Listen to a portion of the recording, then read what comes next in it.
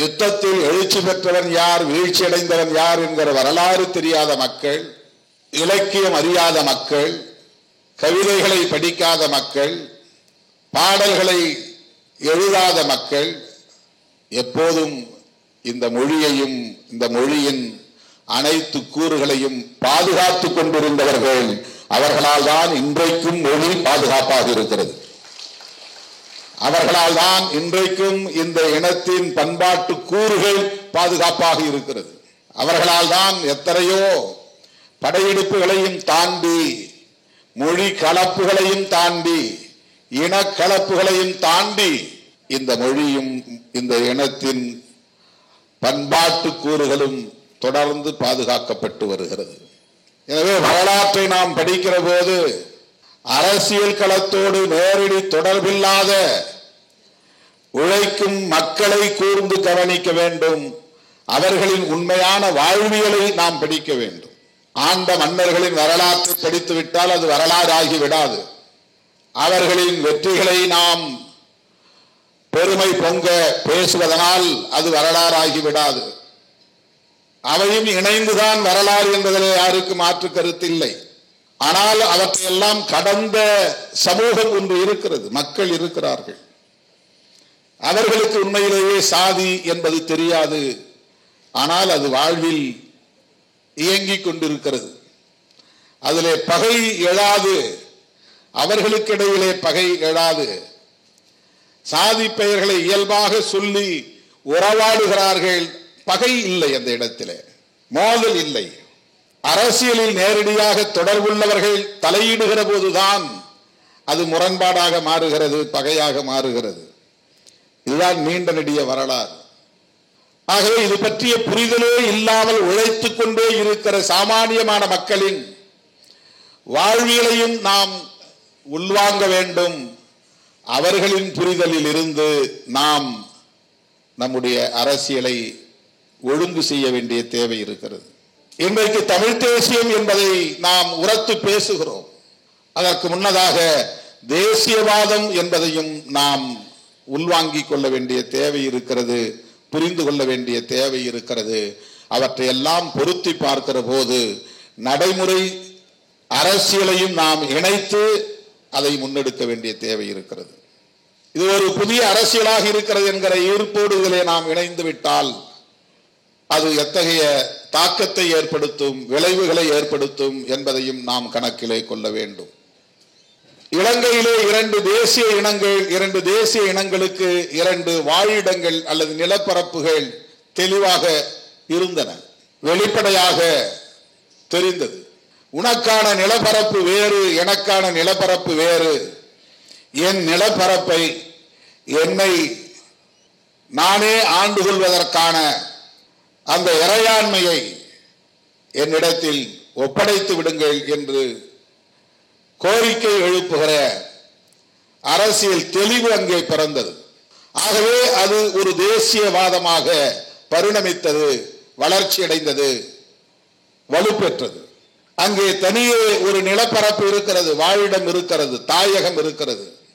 அந்த தாயகத்தில் பூர்வீக குடிகள் தலைமுறை தலைமுறையாய் தமக்கான அடையாளத்தோடு பாரம்பரியத்தோடு இறையாண்மையோடு வாழ்ந்து வருகிற தேசிய இனம் இருக்கிறது. ஆகவே தாயகம் தேசியம் என்பது உருப்பெறுகிற நிலையில் தன்னாட்சி என்கிற இயல்பான பரிணாமம் உருவாகிறது.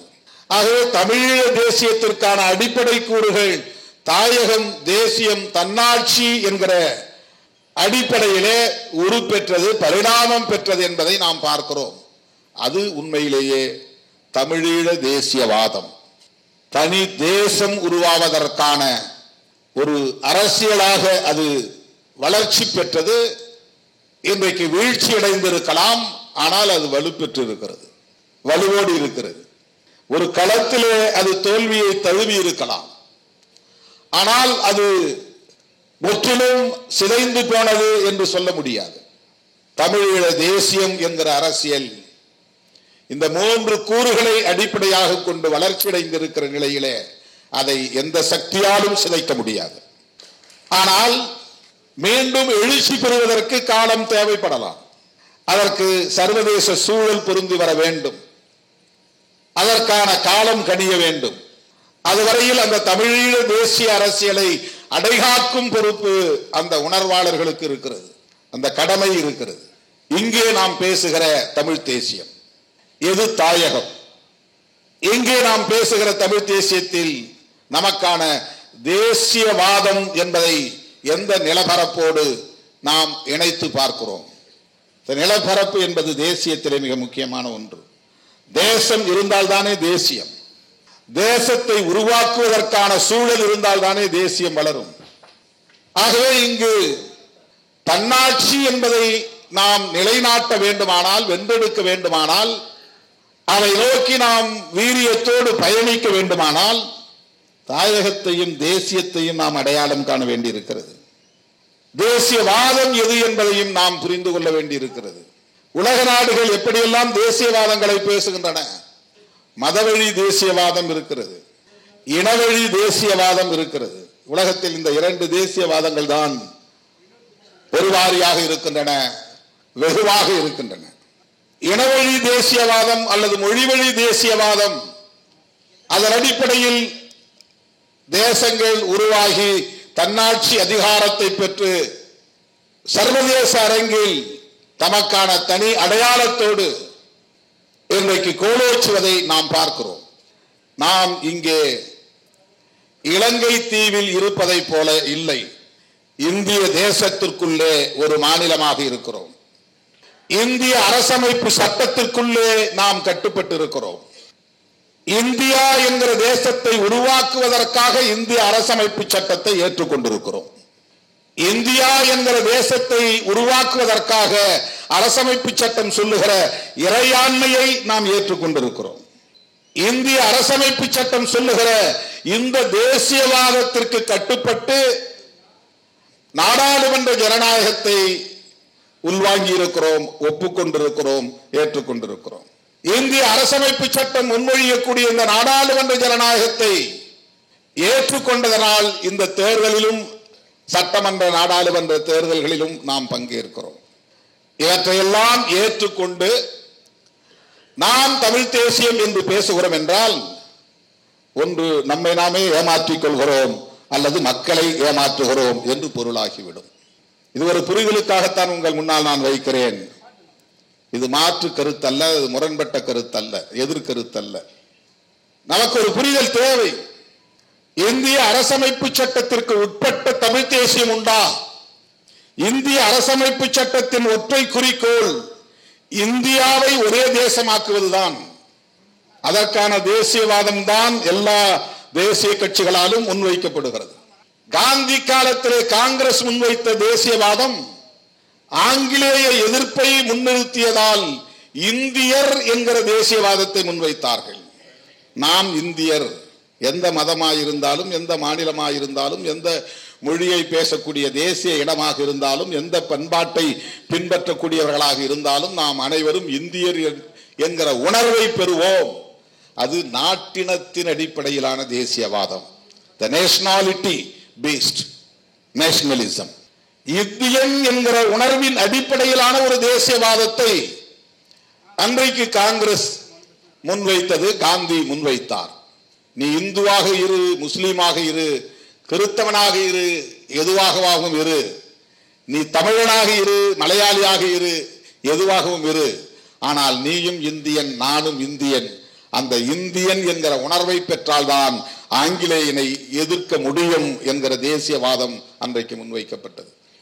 வெள்ளையன் வெளியேறிவிட்டான், நாடு விடுதலை பெற்று விட்டது. இன்றைக்கு ஆங்கிலேயனை முன்னிறுத்தி ஒரு நாட்டின தேசியவாதத்தை எழுச்சி பெற வைக்க முடியாது என்பதை உணர்ந்து கொண்ட பாரதிய ஜனதா கட்சி தொடர்ந்து ஆட்சி அதிகாரத்தை தக்க வைத்துக் கொள்ள வேண்டும் என்கிற அடிப்படையில், பெரும்பான்மை வாதத்தின் அடிப்படையில் ஆட்சியை கைப்பற்ற முடியும் என்பதற்கான வாய்ப்பை இந்த அரசமைப்பு சட்டம் தந்திருக்கிற சூழலில் இந்து என்கிற பெரும்பான்மையை கையில் எடுத்து மதவழி தேசியவாதத்தை அது முன்வைக்கிறது. நீயும் நானும் இந்தியனாய் எழுவோம் என்று அல்ல, இந்துக்களாய் எழுவோம் என்று அந்த கட்சி தேசியவாதத்தை முன்வைக்கிறது. ஆகவே அவன் இந்தியாவை ஒரு தேசமாக்க விரும்புகிறான். மதவழி அடிப்படையில் தேசியவாதத்தை முன்வைக்கிறான். மதவழி அடிப்படையில் தேசியவாதத்தை முன்வைக்கிற போது மொழியும் ஒரு முக்கியமான பிரச்சனையாக முன்வந்து நிற்கிற போது அவன் பார்வையில் அவனுக்கு அது சரி என்கிற அடிப்படையில் அவன் இந்தியா முழுவதும் இந்தியை பேச வைக்க வேண்டும், எல்லா மாநில மக்களும் பிற மொழியை தாய்மொழியாக கொண்ட மக்களும் இந்தியை பேசக்கூடியவர்களாக ஆக்கிவிட வேண்டும் என்பதில் தீவிரமாக இருக்கிறான். ஒரே தேசம் ஒரே கலாச்சாரம் என்பதுதான் அவனுடைய தேசியவாதம். ஒரே தேசம் ஒரே மொழி என்பதுதான் அவனுடைய தேசியவாதம். ஒரே கலாச்சாரம் என்கிற போது அதிலே மொழியும் மதமும் சேர்ந்து விடுகிறது. கலாச்சாரம் பண்பாடு என்றால் மொழி சார்ந்த மதம் சார்ந்த வாழ்வியல் தான் கலாச்சாரம் பண்பாடு. ஒரே தேசம் ஒரே கலாச்சாரம், ஒரே தேசம் ஒரே மொழி, அப்போதுதான் ஒரே அவன் விரும்புகிற ஒரே தேசத்தை உருவாக்க முடியும். எனவே அவன் விரும்புகிற கலாச்சாரத்தை கட்டமைக்க வேண்டுமானால் அவனுக்கு இந்து கலாச்சாரம் தான் பெரும்பான்மையானது, முதன்மையானது. அவன் பேசுகிற அந்த கலாச்சாரத்தை மேலும் இங்கே உறுதிப்படுத்த வேண்டுமானால் இந்தியா முழுவதும் மொழி அடிப்படையில் மக்கள் பிரிந்து போய்விடாமல் தடுக்க வேண்டும். அந்த பிரிவினைவாத உணர்வு தலை தூக்கிவிடக் கூடாது. அது பிராந்தியவாதம், அது கூடாது. அது தேசியவாதம் இல்லை. மொழி அடிப்படையில் தேசிய இன அடிப்படையில் ஒவ்வொருவரும் பேசத் தொடங்கினால், அந்த உணர்வை பெற்றால், அது வலு பெற்றால் அவன் விரும்புகிற ஒரே தேசத்தை உருவாக்க முடியாது. மதவழி தேசியவாதத்தை கட்டமைக்க முடியாது. இந்திய அரசமைப்பு சொல்லுகிற ஒற்றை தேசத்தை உருவாக்க முடியாது. நாடு விடுதலை பெற்ற போது இது ஒரு தேசமாக இல்லை. நூற்றுக்கணக்கான சமஸ்தானங்கள் இருந்தன. பிரிட்டிஷ் ஆட்சிக்குட்பட்ட இந்திய பகுதிகள் இருந்தன. அவற்றையெல்லாம் இணைத்து ஒரு தேசமாக்க வேண்டும். அதற்கான வாய்ப்பை உருவாக்கி தருகிற ஒரு ஆவணம் தான் இந்திய அரசமைப்பு சட்டம். ஆகவே நான் மறுபடியும் வருகிறேன். நாம் பேசுகிற தமிழ் தேசியம் தமிழீழ தேசியத்தோடு பொருந்துமா என்றால் பொருந்தாது. அண்ணன் பிரபாகரன் அவர்கள் அதில் தெளிவாக இருந்தார். ஒரு தேசத்தின் விடுதலை தான் இறுதி இலக்கு. அதுதான் இனத்தின் விடுதலை, அதுதான் மொழியின் விடுதலை. ஆகவே ஒரு நாடு விடுதலை பெற வேண்டும் என்பதுதான் ஒரு தேசியவாதத்தின் அடிப்படையாக இருக்க முடியும். நாம் என்ன தேசியவாதத்தை முன்னெடுக்க போகிறோம்? இந்தியாவை பொறுத்தவரையில் பல தேசிய இனங்கள் சிதறி கிடக்கிற ஒரு நிலப்பரப்பாக இருந்தாலும் கூட இந்தியா எமது தேசம் என்கிற உணர்வை நீண்ட காலமாக ஒவ்வொரு தேசிய இனத்திடையேயும் உருவாக்கப்பட்டிருக்கிறது, வளர்க்கப்பட்டிருக்கிறது. இந்திய அரசமைப்பு சட்டத்தை ஏற்றுக்கொண்ட நிலையில அது மேலும் வலுப்பெற்று விட்டது. இவ்வாறான சூழலில் நாம் வெறும் மொழி உணர்வையும் இன உணர்வையும் முன்னிறுத்துகிற போது பிற மொழி வெறுப்பாக அது மாறி நம்முடைய பயணம் மடைமாற்றம் செய்யப்படுகிறது அல்லது திசை திருப்பப்படுகிறது. மேலும் பிரபாகரன் அவர்களின் வெற்றி என்னவென்றால், ஒரு தேசத்தின் விடுதலையை முன்னிறுத்தி தமிழீழ தேசியவாதத்தை உயர்த்தி பிடித்த சூழலிலும் மிக கவனமாக பொறுப்புணர்வோடு சிங்கள இனத்தின் மீதான வெறுப்பை வளர்க்கவில்லை. எந்த தமிழனும் சிங்களவனை பார்த்து கல்லெடுத்து அடித்ததில்லை. சிங்களவனோடு ஒரு வெறுப்பை அவன் உமிழ்ந்ததில்லை. நான் தமிழன், நீ சிங்களன் என்கிற அடிப்படையில் யாரும் தமிழர் தரப்பிலிருந்து நிகழவில்லை. ஏன் புலி படையே கூட சாதாரணமான உழைக்கும் சிங்கள மக்களின் மீது தாக்குதல் நடத்தவில்லை. அரசியல் ரீதியான தாக்குதலை நடத்தினார்களே தவிர மொழி அடிப்படையில் சிங்களவர்களை வெறுப்புக்குள்ளாக்கி பார்க்கிற இடமெல்லாம் சிங்களவனை தாக்குங்கள் என்கிற அடிப்படையிலே அதன் பயணம் ஒருபோதும் நிகழ்ந்ததில்லை. அந்த யுத்தத்தில் எவ்வளவு கவனமாக அவர் இன்னொன்றையும் கையாண்டார் என்பதை நாம் புரிந்து கொள்ள வேண்டும். தேசிய இனத்தின் விடுதலைக்கான ஒரு யுத்தத்தை நடத்திய பேரக பிரபாகரன் அவர்கள் எந்த இடத்திலும் தமிழனை ஒரு இந்து என்று அவர் பயிற்றுவிக்கவில்லை. அந்த உணர்வை அவர் ஊட்டவில்லை. அந்த அடையாளத்தை அவர் உயர்த்தி பிடிக்கவில்லை. இந்து என்கிற அடையாளத்தை உயர்த்தி பிடித்திருந்தால் இந்திய தேசத்திலிருந்து அவர்களுக்கு ஆதரவே பெருகி இருக்கும். வட இந்தியக்காரர்கள் கை நீட்டி இருப்பார்கள். அரவணைத்திருப்பார்கள். தமிழன் என்கிற அந்த அடையாளத்தை தவிர்த்தவர் மத அடிப்படையிலான எந்த உணர்வையும் அவர் உள்வாங்கியதில்லை, ஏற்றுக்கொண்டதில்லை, அதை யாருக்கும் பயிற்றுவிக்கவும் இல்லை. தாயகம், தேசியம், தன்னாட்சி என்கிற கொள்கை அடிப்படையிலே ஒரு தேசத்தின் விடுதலையை முன்னிறுத்தி அந்த தமிழீழ தேசியம் வளர்த்தெடுக்கப்பட்டது, செழுமைப்படுத்தப்பட்டது என்பதுதான் தமிழீழ விடுதலை புலிகளின் வெற்றி. அந்த இயக்கம் தோற்று போயிருக்கலாம், அந்த யுத்தத்தில் தோற்று போயிருக்கலாம், அந்த கருத்தியல் வெற்றி பெற்றிருக்கிறது. அந்த தமிழீழ தேசியம் என்கிற கருத்தியல் வளர்ச்சி அடைந்திருக்கிறது. ஆனால் இன்றைக்கு அதை சீர்குலைக்க, சிதைக்க மதவாதிகளும் சாதியவாதிகளும் உட்புகுந்து விட்டார்கள்.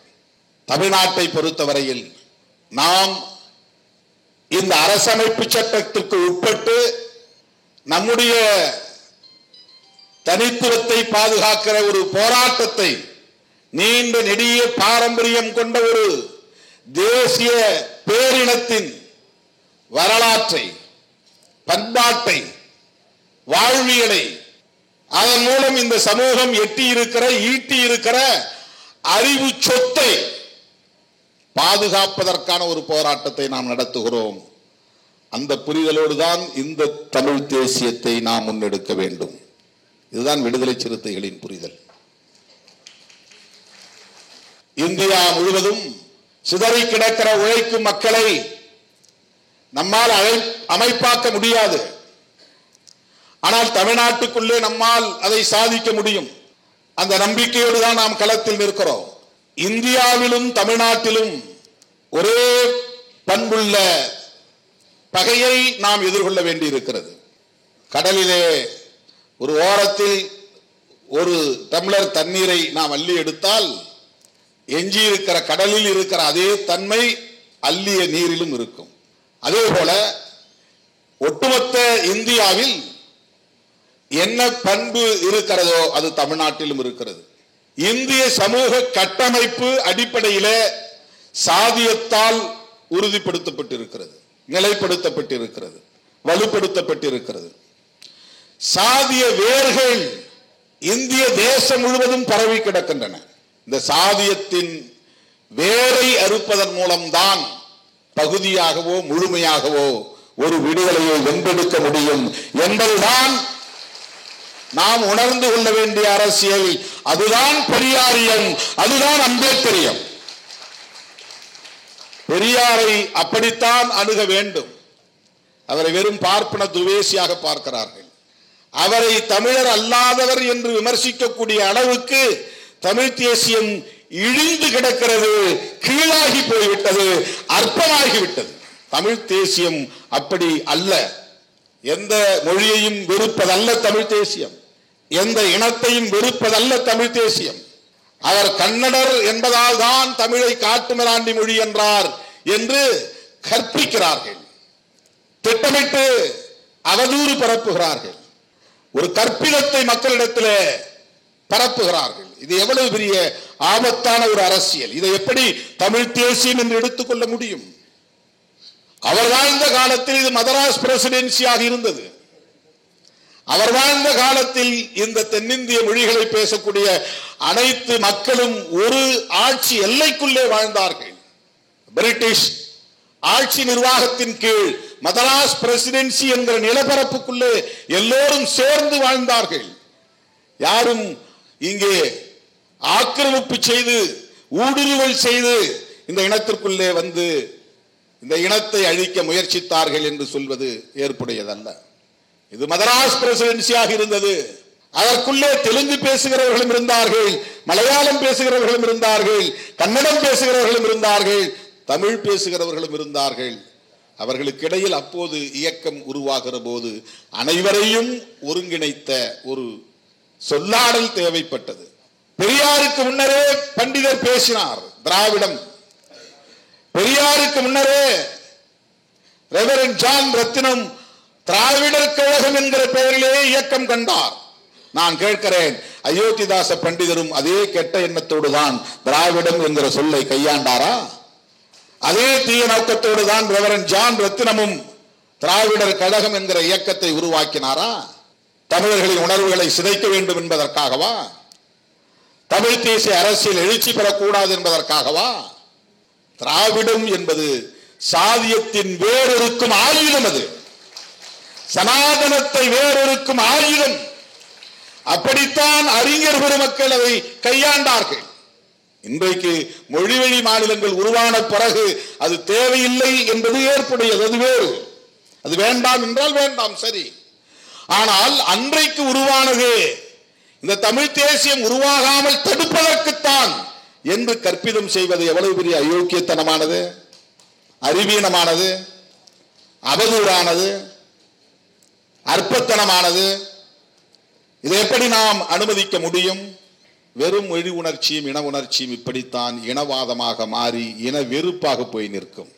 பெரியாரை நீங்கள் பிறமொழி இனத்தை சார்ந்தவர்கள் என்று மறுதளித்தால் புரட்சியாளர் அம்பேத்கரை எப்படி ஏற்றுக்கொள்ள முடியும்?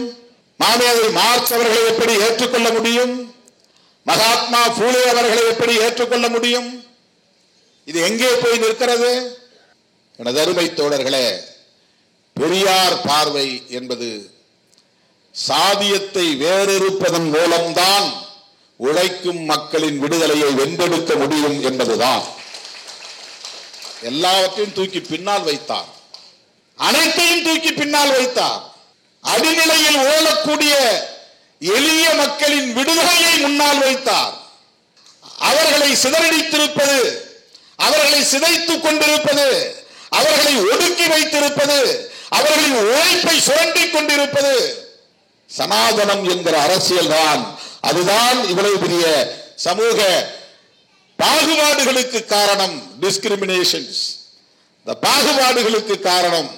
அதை வேறு இருக்க வேண்டும் என்கிற வேட்கையும் வெறியும் தந்தை பெரியாரிடத்திலே மிகுந்திருந்தது. தமிழர்களை ஒருங்கிணைக்க வேண்டுமானால் இந்த பார்வையோடு நாம் மொழி வழி தேசியத்தை முன்னெடுக்க வேண்டிய தேவை இருக்கிறது. அதை தமிழீழ தேசியத்தோடு நாம் இணைத்து பேசுவது அவர்களையும் நாம் கொச்சைப்படுத்துவதாகிவிடும். அது வேறு, இது வேறு. நாம் இந்த அரசமைப்பு சட்டத்திற்குள்ளே நின்று ஜனநாயகத்தை பாதுகாத்து இந்த சனாதனத்தை வேறறுப்பதற்கு இந்திய தேசிய பார்வையும் தவிர்க்க முடியாததாக இருக்கிறது என்பதை ஒப்புக்கொண்டு தமிழை சிதைக்க வருகிற இந்தியை எதிர்த்து தமிழர்களை இந்தி பேசக்கூடியவர்களாக மாற்ற துடிக்கிற வட இந்திய ஆதிக்க சக்திகளை எதிர்த்து நாம் களமாட வேண்டி இருக்கிறது. அந்த புரிதலோடு இந்த அரசியலை நாம் முன்னெடுப்போம் என்பதை சொல்லி வாய்ப்புக்கு நன்றி கூறி முடிக்கிறேன். நன்றி, வணக்கம். இந்த வீடியோ உங்களுக்கு பிடிச்சிருந்தா லைக் பண்ணுங்க, ஷேர் பண்ணுங்க, கமெண்ட் பண்ணுங்க. மறக்காம OH தமிழ் சேனலுக்கு சப்ஸ்கிரைப் பண்ணுங்க.